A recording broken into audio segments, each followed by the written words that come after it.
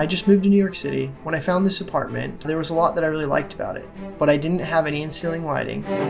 I've always had an interest in hanging Nilsson pendant lights, but even if I had the funds to buy them new, I don't know where I'd hang them. Daydreaming over picture-perfect living rooms on the web led me down the floor lamp rabbit hole, and I eventually found the Nilsson tripod cigar lamp. I really like the look, but not the price. I work in the furniture industry and wondered if I could make my own. I quickly realized there's no way I could replicate the lampshade with any degree of success. In the past, I had seen used hanging pendant lights on Facebook Marketplace. That got me thinking, could I convert a hanging pendant light to a standing tripod lamp? After some searching on Facebook and a little bit of lowballing sellers, I was able to pick up one for pretty cheap. At that point, I was committed. I was going to make my own tripod base. If I was going to make this happen, I wanted to keep things as close to the original as possible, so I internalized the dimensions on DWR's website and set out to find a comparable metal leg.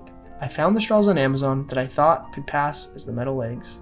They looked nearly identical to the photos online of the cigar lamp. I purchased metal straws, a light bulb, and 2-pronged cable lamp for about $20 total and began modeling. I first modeled the white feet, which took no time at all. Making the tripod core took a little bit of trial and error to get the leg angle correct and match the advertised dimensions online.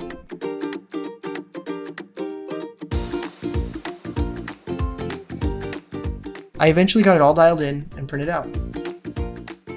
If you want to make your own, you'll need a Phillips screwdriver and this 3D printed tool I designed. You'll need a light bulb and these metal straws I purchased off Amazon. You'll need to print the little white caps that I already installed on the straws, and this tripod centerpiece. If you haven't already, disassemble your hanging pendant light. Be sure to keep all the pieces, but not the cable.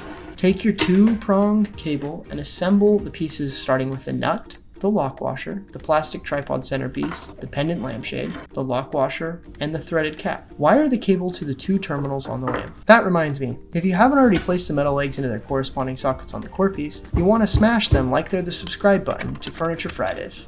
Once you've tightened down all the screws, slide all the components up the wire and use a plastic wrench and spin the nut and the base into place.